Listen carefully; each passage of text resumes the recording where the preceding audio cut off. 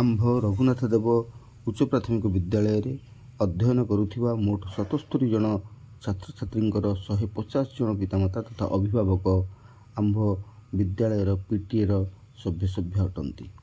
ଆମ୍ଭେ ସରକାରୀ ନିର୍ଦ୍ଦେଶ ମୁତାବକ ଚଳିତ ବର୍ଷ 4ଟି ପିଟିଏମ୍ ବୈଠକ ଓ ସୋସିଆଲ ଅଡ଼ିଟ୍ ନିମନ୍ତେ ଏକ ବୈଠକ ମୋଟରେ 5ଟି ପିଟିଏ ବୈଠକ ଅନୁଷ୍ଠିତ କରାଇଛୁ। ଏହି ବୈଠକ ଗୁଡ଼ିକର ସମସ୍ତ ସଭ୍ୟା ଉପସ୍ଥିତ ରହି ବିଭିନ୍ନ ଆଲୋଚନା ଓ ପର୍ଯ୍ୟାଲୋଚନାରେ ଅଂଶଗ୍ରହଣ କରି ସର୍ବସମ୍ମତିକ୍ରମେ ପ୍ରସ୍ତାବ ଗ୍ରହଣ କରିଥାନ୍ତି। ଏହି ବୈଠକ ଆମକୁ ପିଲାମାନଙ୍କର ଘର ପରିବେଶ ସମ୍ପର୍କରେ ଅବଗତ କରାଇବାରେ ସାହାଯ୍ୟ କରେ, ଫଳରେ ଶ୍ରେଣୀ ପରିଚାଳନା ଆମ ପାଇଁ ସହଜ ହୁଏ। ଏହି ପିଟିଏ ବୈଠକ ଗୁଡ଼ିକରେ ପିତାମାତା ତଥା ଅଭିଭାବକମାନଙ୍କ କର୍ତ୍ତବ୍ୟ ଓ ଦାୟିତ୍ୱବୋଧ ସମ୍ପର୍କରେ ସମୀକ୍ଷାମୂଳକ ଆଲୋଚନା ହୁଏ। ଏକାଡେମିକ୍ କ୍ୟାଲେଣ୍ଡର ଅନୁଯାୟୀ ବିଦ୍ୟାଳୟରେ ପ୍ରଚଳିତ ହେବାକୁ ଥିବା ବିଭିନ୍ନ ଶୈକ୍ଷିକ ତଥା ଶୈକ୍ଷିକ କାର୍ଯ୍ୟଧାରା ସମ୍ପର୍କରେ ଅବଗତ କରାଯାଏ।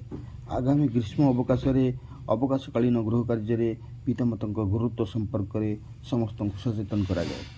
ପ୍ରତିଦିନ ବିଦ୍ୟାଳୟରେ ପର୍ଯ୍ୟାପ୍ତ ପାନୀୟ ଜଳର ବ୍ୟବସ୍ଥା ପାଇଁ ପ୍ରସ୍ତାବ ହୁଏ। 100% ଉପସ୍ଥାନ ସହ ଆସ ସ୍କୁଲ ଯିବା କାର୍ଯ୍ୟକ୍ରମର ସଫଳ ରୂପାୟନ ପାଇଁ ପ୍ରସ୍ତାବ ଓ କାର୍ଯ୍ୟକାରୀ ହୁଏ। ସର୍ବସମ୍ମତିକ୍ରମେ ICC କମିଟି ବା ବିଦ୍ୟାଳୟ ଆଭ୍ୟନ୍ତରୀଣ ଅଭିଯୋଗ କମିଟିର ଗଠନ ହୁଏ। ମା ପାଇଁ ଗଛଟିଏ କାର୍ଯ୍ୟକ୍ରମର ସଫଳ ରୂପାୟନ ପାଇଁ ବିଦ୍ୟାଳୟରେ ବୃକ୍ଷରୋପଣ ହୁଏ। କ୍ଲଷ୍ଟର ସ୍ତରୀୟ ଶିକ୍ଷା ସଭାରେ ଯୋଗ ଦେବା ପାଇଁ ପ୍ରସ୍ତାବ ହୁଏ।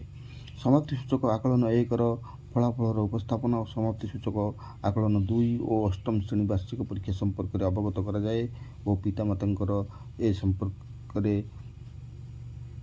ମତାମତ ଓ ସେମାନଙ୍କର ଭୂମିକା ସମ୍ପର୍କରେ ବିସ୍ତୃତ ଆଲୋଚନା କରାଯାଇ ସେମାନଙ୍କୁ ସଚେତନ କରାଯାଏ କି ଛାତ୍ରଛାତ୍ରୀଙ୍କ ସର୍ବାଙ୍ଗୀନ ବିକାଶରେ ପିତାମାତାଙ୍କ ସହଯୋଗ ଏକାନ୍ତ କାମ୍ୟ।